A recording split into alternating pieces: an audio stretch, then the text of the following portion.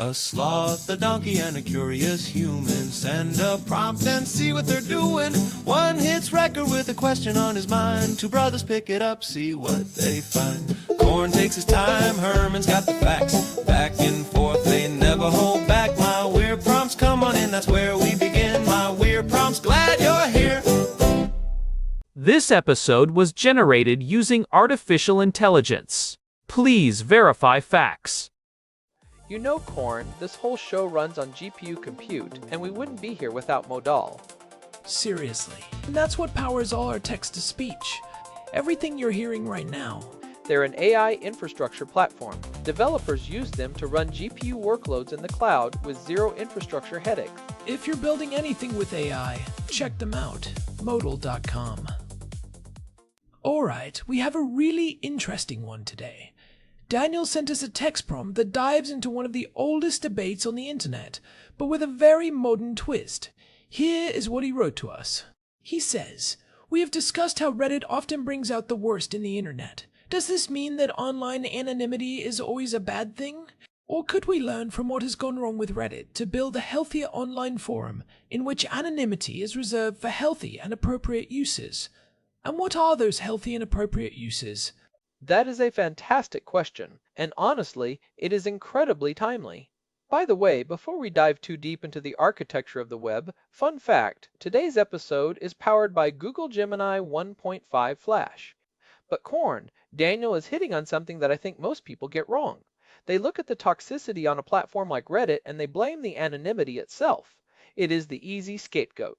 But if you actually look at the structural failures of these platforms, you realize that anonymity is just an accelerant. It is not the spark. Right, it is like blaming the car for a bank robbery. The car made the getaway faster, but it did not come up with the plan. But Herman Poppleberry, you have to admit, Reddit has had some pretty dark chapters. We are looking at a platform that has historically been the home for everything from coordinated harassment to some of the most specialized support groups on the planet. It is a total paradox. Why is it that the same mechanics that let a whistleblower expose corporate fraud also allow 1,000 people to ruin a random person's life because of a misunderstood video? Well, that is exactly what we need to unpack. We are at this inflection point right now. With the fallout from the 2023 API protests on Reddit and the rise of decentralized alternatives like Bluesky or the Fediverse, people are actually starting to ask how we architect these spaces from the ground up. We are moving away from the idea that a forum is just a big empty room where anyone can scream. We are starting to realize that the shape of the room determines how people scream. So, let's talk about the shape of the room. When Daniel asks if anonymity is always a bad thing, I think about the difference between being truly anonymous and being pseudonymous. On Reddit, I am just a username. Unless I am a celebrity doing an Ask Me Anything, nobody knows I am a sloth with a penchant for high-end espresso. But that username has a history. It has karma. Does that actually count for anything? Or is the karma system part of the problem? The karma system is a massive part of the problem, but maybe not for the reasons people think. To understand why Reddit fails where others succeed, we have to look at the mechanics of de-individuation. This is a psychological state where you lose your self-awareness in a group. Anonymity is the primary driver of this. When you feel invisible, you lose that social superego that usually keeps you from being a jerk at the grocery store. You have dissociative anonymity, where you feel like your online actions are not real life, and you have asynchronicity, where you do not see the immediate pain or reaction of the person you are attacking. It is the see you later effect. I can drop a digital grenade in a comment thread, close my laptop, and go make a sandwich. I do not have to watch the smoke clear. But Herman, how does that actually manifest in the data? I saw a report from 2024, an internal study, that suggested controversial posts are amplified 3-2 times more than neutral content. That is not just a bug, that is a business model. It is absolutely a business model. If you are an engineer at a major social platform, your North Star is engagement. And what drives engagement? High arousal emotions. Outrage, fear, and tribalism are the highest arousal emotions we have. When you combine an anonymous user base with an algorithm that says, show more of what makes people click, you are essentially pouring gasoline on a fire and then wondering why the house is burning down. Think about the upvote button. It's a low-effort binary. It doesn't ask, is this true or is this helpful? It just asks, does this provoke a reaction?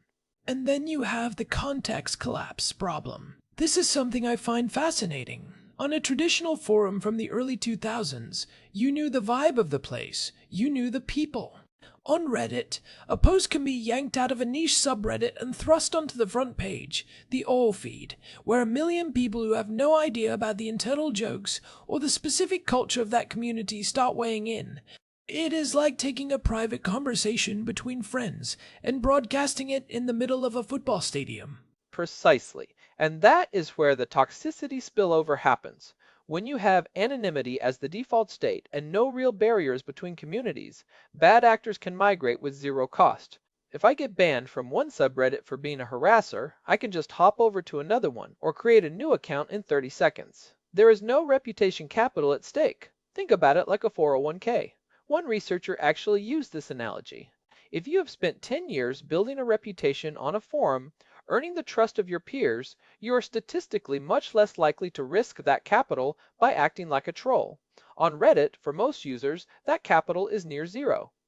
So, if the capital is zero, the cost of being a jerk is also zero. But wait, wouldn't a persistent username, even a pseudonymous one, act as a deterrent? If I see user 23 being a jerk in 5 different threads, I start to recognize them. Doesn't that create a social cost?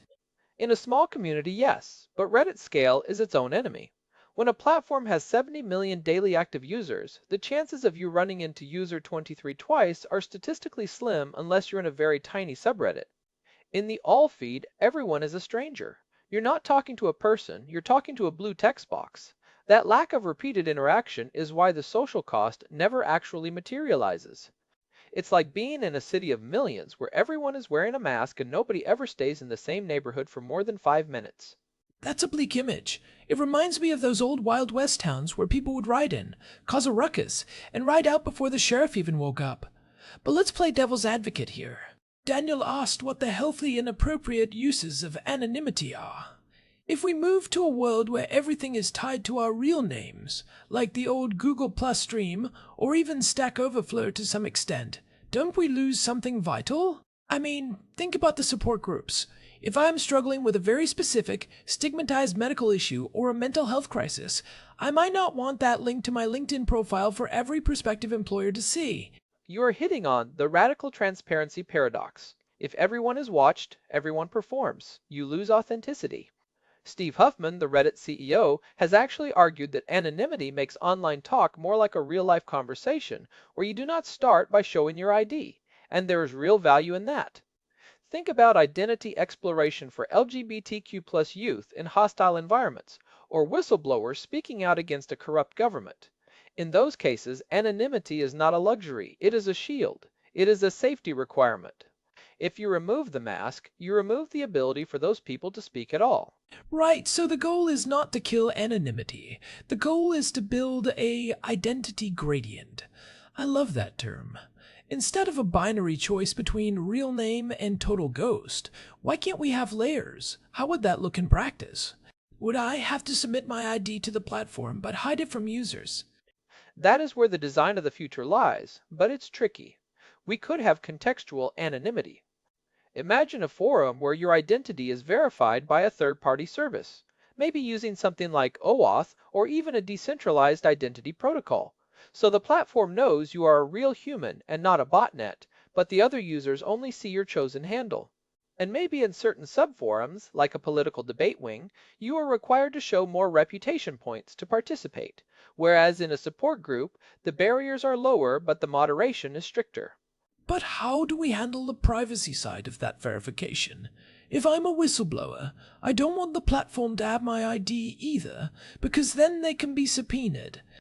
That's the billion-dollar question. We're seeing a lot of work in zero-knowledge proofs right now. Basically, you can prove you are a citizen of a certain country, or over 18, or even a verified employee of a company, without actually revealing whose you are. The math proves the attribute is true without leaking the identity. That's the healthy version of Daniel's future forum. It gives you the shield of anonymity while providing the community with a trust signal. It is about boundaries. Reddit's biggest failure is the lack of boundaries. It is a giant flat plane where everyone can see everyone.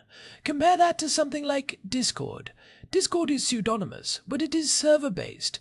If I am in a Discord server for a specific hobby, I am part of a bounded community. If I act like a jerk, the moderator kicks me out, and I cannot just spill over into the next server unless I have an invite. The costs are social. Discord mimics third places, like a local pub or a library. You have to be invited, or at least find the door. Reddit is more like a giant protest in a public square where everyone has a megaphone. And look at Stack Overflow. They have a real name requirement, or at least a very strong push toward persistent professional identity. And they have a 16-year dataset showing how that creates an incredibly high signal, low noise environment. Now, it can be a bit gatekeepy or intimidating for beginners. We've all seen the closed as duplicate memes, but you do not see the kind of coordinated harassment campaigns there that you saw with, say, raw Wall Street bets in 2021 and beyond. Oh man. The Wall Street bet situation was a masterclass in architectural failure. You had a group of people using the cover of anonymity to coordinate market moves, which is one thing, but then it turned into targeted harassment of individual traders and analysts. Because everyone was anonymous, there was no way to hold the ringleaders accountable until the legal subpoenas started flying. It was pure de-individuation. And what's interesting is how that community actually used anonymity as a badge of honor. They called themselves apes, which is a classic de-individuation tactic, stripping away individual identity to become part of a singular, unstoppable swarm. When you're an ape, you don't have to worry about your personal ethics, you only worry about the goals of the troop. That's the dark side of the healthy community Daniel is asking about. But couldn't you argue that the ape mentality also helped them take on massive hedge funds? Isn't there a healthy version of that collective action? There is a fine line between collective action and mob rule. Collective action usually has a clear set of demands and leaders who take responsibility. Mob rule is just a directionless explosion. On Reddit, because of the anonymity, it's very easy for a few loud voices to co-opt a movement and steer it toward harassment, and the apes just follow because the social pressure to conform to the swarm is so high. So how do we stop the ape mentality without stopping the support group mentality? If I'm Daniel, and I'm building a new forum tomorrow, how do I distinguish between a group of people helping each other through grief and a group of people coordinating a harassment campaign? You look at the velocity of the community. Healthy communities usually grow organically. They have high incubation periods. Toxic swarms tend to appear overnight. If you design a system where new users have read-only status for a week, or where you need to be vouched for by 3 existing members to post in high-traffic areas, you slow down the swarm. You force people to become individuals before they can become part of the group. That brings us to the Potemkin internet theory. If we ban anonymity entirely to stop the trolls, we don't actually stop the bad conversations. We just drive them into the dark. We create this sunny, polite surface web where everyone is terrified of saying the wrong thing, while the real vitriol moves to encrypted, unmoderated black forums where it can fester without any counter-narratives. That is arguably more dangerous. It is much more dangerous. It's the radicalization pipeline in action. If you kick someone off a moderated, pseudonymous platform, they don't just stop having those thoughts. They go to a place where everyone has those thoughts and nobody is there to challenge them.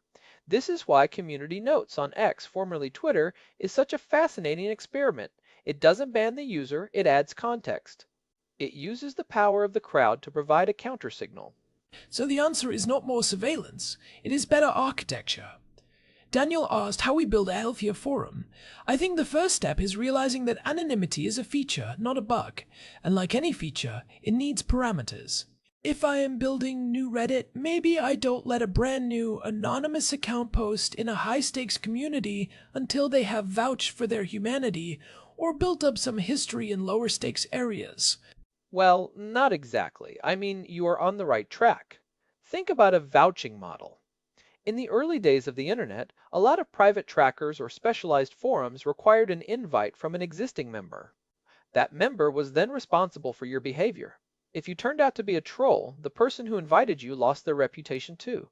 It created a web of accountability that didn't require a government ID. It just required social skin in the game. Social skin in the game, I like that. It is the opposite of the engagement at any cost model.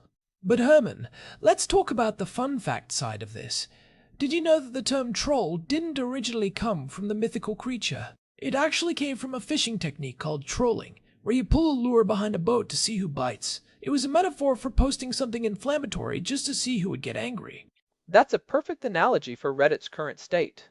The platform is basically a giant lake where millions of people are trolling simultaneously. But Corn, what about the slippery slope of censorship? If we start adding all these layers and requirements, don't we just end up with a very sanitized, boring version of the internet? Part of the appeal of Reddit is the raw, unpolished nature of it. It is a trade-off for sure. But look at the data.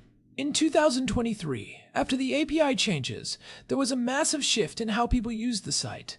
Those third-party apps were often where the most dedicated, high-reputation users lived because they offered better moderation tools. When those tools were crippled, the quality of discourse plummeted in many subreddits. The unpolished nature turned into unfiltered garbage because the janitors of the internet, the volunteer mods, lost their best brooms.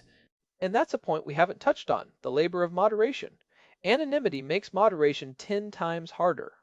If I have to ban the same person 10 times a day because they can make new accounts instantly, I'm going to burn out.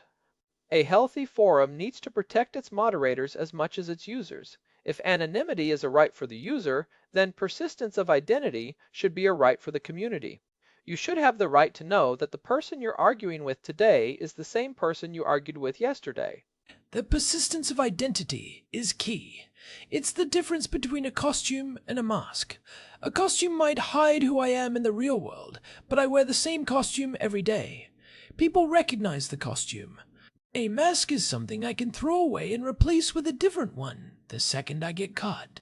That is a great way to put it. We need more costumes and fewer disposable masks. If Daniel wants to build a healthy forum, he should focus on pseudonymous permanence. You can be whoever you want, but you have to bet that person for a long time. You have to live with the consequences of that persona's actions. So, for the listeners out there who are maybe thinking about where to spend their time online, or even the developers building the next generation of social tools, what is the takeaway? I think the big one for me is evaluate the architecture. Don't just look at the rules of a forum, look at what the system incentivizes. If the system gives you more visibility for being controversial than for being helpful, it doesn't matter how many "be nice" rules they have in the sidebar. Spot on. And for the users, realize that your anonymity is a tool. Use it for those pro-social reasons Daniel mentioned: support, exploration, whistleblowing. But recognize that when you use it to attack, you are actually contributing to the destruction of the very privacy you enjoy. You are giving the ban anonymity crowd all the ammunition they need. Every time a high-profile harassment campaign happens under the cloak of anonymity, a politician somewhere writes a draft of a bill to require ID for internet access. It is like that old saying, this is why we can't have nice things. If we keep using anonymity as a weapon, the powers that be will eventually take the shield away from everyone. We need to reserve anonymity for those moments where privacy is a necessity for truth, not a mask for cowards. But how do we actually transition? If Reddit is already broken in this regard, can it be fixed, or do we have to move to something new? It's hard to steer a supertanker.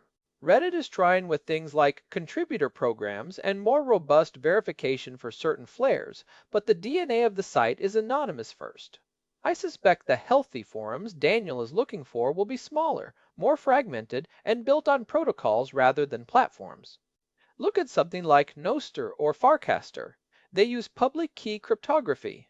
You have a persistent identity that you own, not the platform, and your reputation follows you. Now that is a future I can get behind. A web where I can be a cheeky sloth without being a target, and where the donkeys like you can geek out on research papers without getting brigaded by a botnet. Imagine if your reputation capital wasn't just a number on one site, but a portable proof of not being a jerk.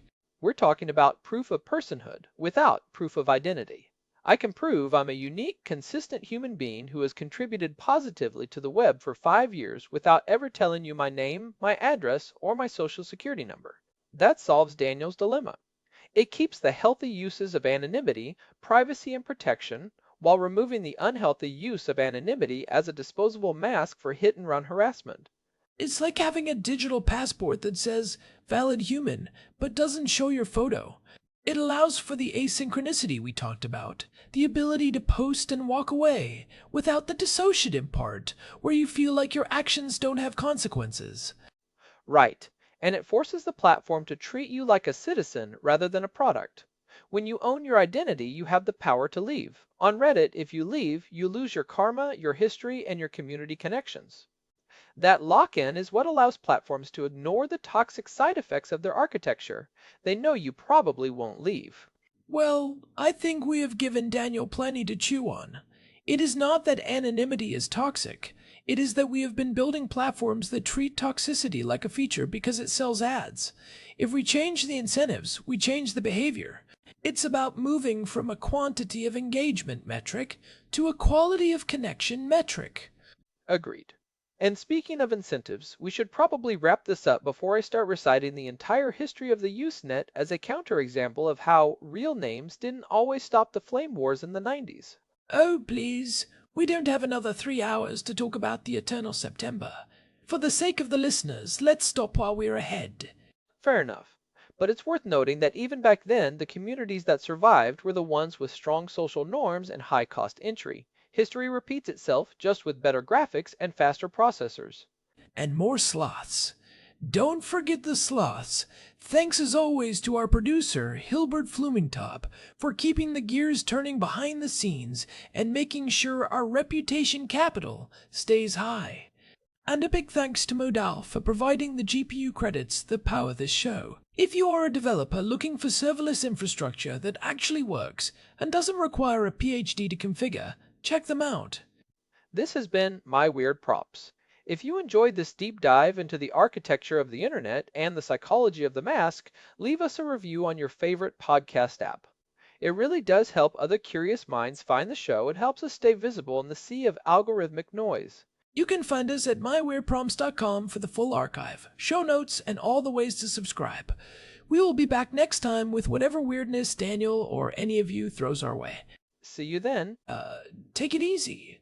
This episode was produced using Google Gemini 3 Flash, text-to-speech by Chatterbox. Thanks for listening to our show, My Weird Prompts, where our thoughts go from slow,